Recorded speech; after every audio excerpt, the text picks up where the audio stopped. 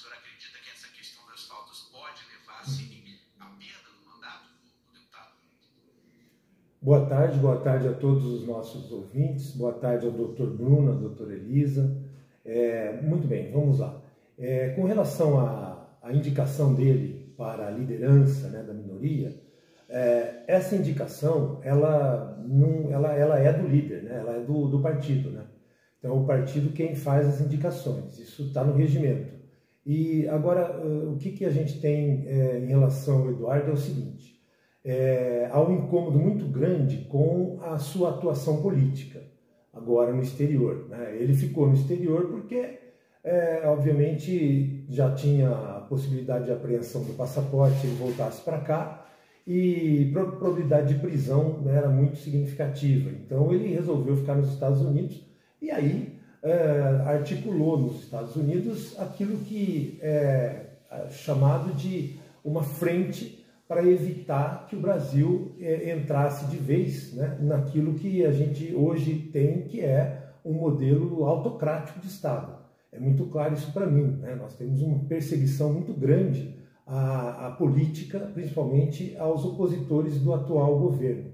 E o Eduardo Bolsonaro, obviamente, liderou, encampou esse bastião. E, obviamente, que é um alvo muito forte da política. E aí, o que a gente tem? Então, como ele está afastado, ele teve a licença de 120 dias, constitucional, acabou a licença, ele tem que voltar, ele não voltou, então ele recebe faltas. Essas faltas ocorrerá a perda do mandato 1/3 na sessão legislativa. A sessão legislativa é o ano do Congresso Nacional. É 1/3 das sessões ordinárias, ou seja, aquelas sessões em que há ordem do dia, em que há deliberação.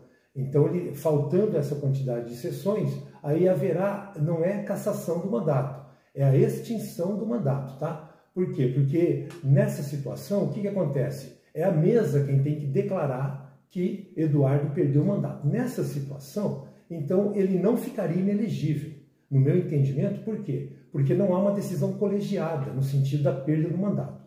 Então, se ele perdeu o mandato por faltas, eu entendo que não haverá a inelegibilidade da lei das inelegibilidades, porque não houve uma decisão colegiada. É apenas uma declaração da mesa, é falta. A questão mais séria em relação à inelegibilidade é o caso da cassação do mandato, que viria por quebra de decoro. Aí sim, que é isso que agora está no Conselho de Ética, pedido pelo PT. Então, o Conselho de Ética agora já tem um relator, o Marcelo Freitas, né, de Minas Gerais, do União Brasil. Então haverá um relatório, o Conselho de Ética tem que votar e vai a plenário.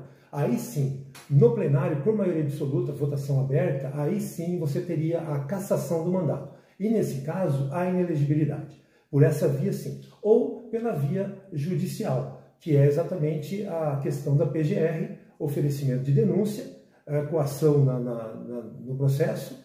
E aí sim, mas aí teria que ser um processo muito curto, muito rápido, que é o que a gente está vendo nas situações aí que envolve a oposição. Então, um processo muito rápido, com a condenação, aí sim, em condenação penal, transitada em julgado, porque está lá no Supremo Tribunal Federal, você teria a suspensão dos direitos políticos, né, que é o que ocorre com o Bolsonaro, que também é o pai dele, inelegível. Então, o Bolsonaro é inelegível e tem contra si, no caso do trânsito em julgado da sentença criminal, tem também contra si a suspensão dos direitos políticos, né? Então é isso que a gente percebe em relação ao Eduardo. Mas ele incomoda muito. Por quê? Porque não ocorrendo nenhuma dessas situações, ou apenas a perda do mandato por faltas, ele pode vir a ser candidato. Por quê? Porque não haverá inelegibilidade. E pode ser candidato fora do Brasil? Pode ser candidato fora do Brasil, porque as condições de elegibilidade estão no parágrafo 3º do artigo 14. Portanto, ele pode ser candidato, tem que ter um partido. Não acredito que o PL lançaria ele à presidência da República, ele teria que buscar outro partido. Mas aí é uma discussão que terá que ser feita, né? Professor, o senhor apontou aí que entende que essa posição do Eduardo Bolsonaro, essa luta que ele encampou por si, seria legítima, né? Mas na opinião pública, cada vez mais a população tem apontado o Eduardo Bolsonaro, não só a família Bolsonaro como um todo, como responsáveis por essa crise econômica, né, pela sanção que foi aplicada pelos Estados Unidos ao Brasil. E a gente teve aqui informação por meio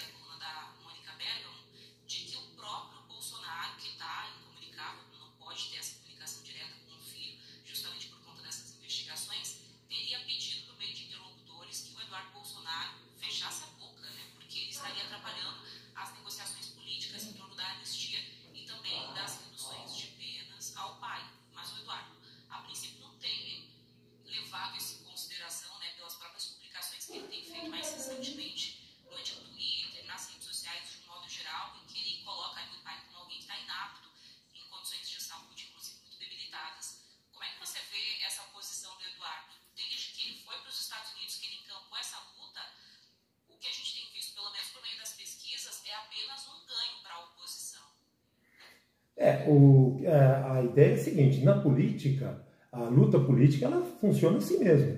A leitura que ele faz, a leitura que ele fora do Brasil está fazendo, é que isso é necessário.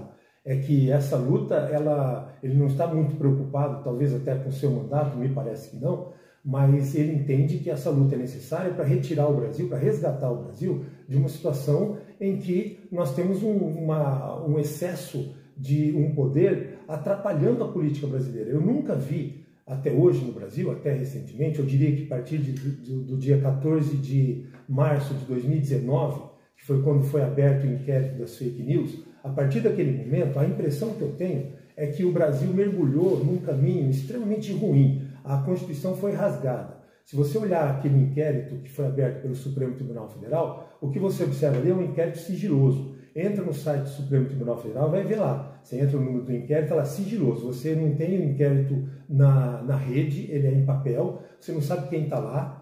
Aqui, por exemplo, no Paraná, você teve o Homero Marchese, que foi um deputado estadual, que de repente teve suas redes sociais retiradas e ele não sabia onde estava exatamente o processo em relação a ele. Nem o advogado tinha acesso, não tinha informação. Então, isso, para mim, descaracteriza o Estado Democrático de Direito. Eu acho até que a OAB deveria observar isso com muito mais diligência. E isso ocorre desde 2019, quando a Constituição, a mim, parece que foi rasgada. Até advogo no sentido de que nós precisamos de uma nova Assembleia Nacional Constituinte para fazer uma nova Constituição. Bom, mas vamos lá em relação ao Eduardo Bolsonaro. Ele age politicamente.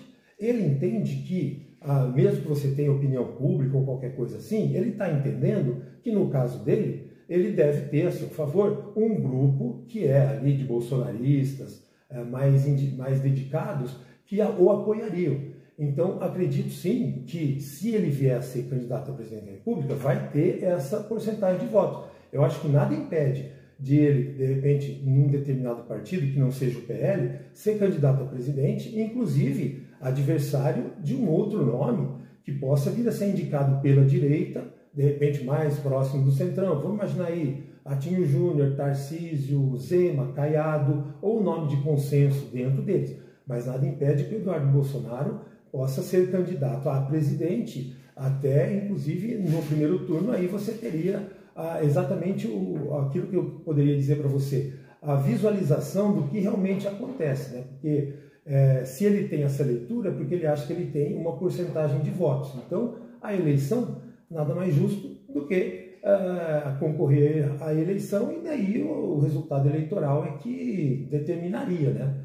Então, eu acho que é uma leitura política dele. Se ele está certo ou não, aí é uma questão que a gente não dá para, né, com base em pesquisas, né? Sérgio, qual que é a avaliação do senhor? Veja, é uma resposta um pouco longa, né? Porque o que a gente tem que pensar é o seguinte: ele está nos Estados Unidos, então ameaça ao processo. Mas o que ele está lá fazendo nos Estados Unidos? Ele está dizendo o seguinte: olha, existe alguém no Brasil, dentro do Supremo Tribunal Federal, que está violando direitos fundamentais. Que a gente percebe isso claramente nesse processo que ocorreu. E quando ele apresenta isso nos Estados Unidos, para que você possa ter a aplicação da lei Magnitsky, os americanos, eles não são idiotas, vamos falar a verdade, né? Existe toda uma investigação feita por parte das autoridades americanas para saber se há subsídios para que aquilo realmente seja fidedigno. Então, a atuação dos Estados Unidos, claro, pode ser alimentada pelo Eduardo, ou talvez pelo Paulo Figueiredo, mas a questão é que os Estados Unidos, eles entenderam, diante de tudo aquilo que foi trazido para eles, que há aqui no Brasil uma violação muito grande a direitos fundamentais de pessoas. Inclusive pessoas presas com 17 anos de prisão porque pintaram uma estátua com batom. E onde está realmente ali golpe? Sendo que você tinha Bíblia, pessoas andando, pipoqueiro foi preso, tinha até uma situação de um mendigo que foi preso também, processados, julgados de forma absurda, com penas estranhas, esquisitas, totalmente fora do devido processo legal. A gente está tendo aí denúncias, né, do Eduardo Tagliaferro em relação àquilo que foi efetivamente a atuação do TSE em conluio com o STF, porque o TSE, nesse negócio de investigação, repassando dados para o STF, como se o gabinete tivesse uma informação e que vem de fora, inclusive com informantes, isso tudo já está, não é bem, há essa denúncia, mas já há provas em relação a isso, inclusive forja de documentos em relação àqueles empresários de Santa Catarina, alguns do Brasil, né, que tiveram, né, investigação contra si por conta de um grupo de WhatsApp.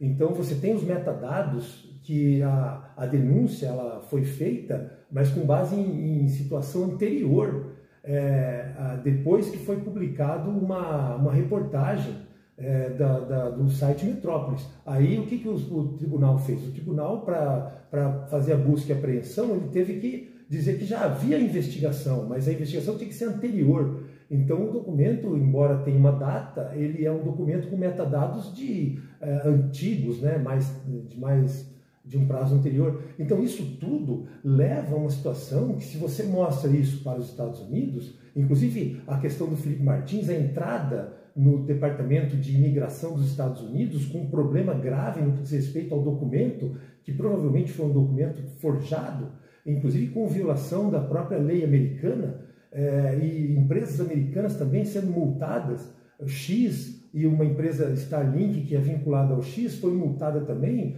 E aí os americanos, eles, de posse disso tudo, é que eles conseguem ter diante de si todos os elementos que fazem com que estes nossos ministros hoje sejam sancionados. Então, não me parece que ali você tenha algo assim, olha, nós estamos aqui atuando contra o devido processo legal no Brasil. Não, nós temos provas de que o devido processo legal no Brasil está fora do devido processo legal. Então é isso que me parece assim bastante claro e que está na hora da OAB, está na hora dos advogados começarem a se tocar dessas coisas que estão acontecendo no Brasil. Não dá mais para a gente ficar nessa situação. Nós estamos com um regime autocrático, eu digo isso. E na minha opinião, nós temos sim que chamar uma nova Assembleia Nacional Constituinte. E essa Assembleia Nacional Constituinte tem que fazer, sabe o quê? Tem que alterar a Constituição e alterar principalmente o capítulo do Poder Judiciário, porque o Poder Judiciário no Brasil hoje atua de uma forma completamente sem relação com aquilo que a gente tende a chamar de democracia. Então essa é a minha opinião.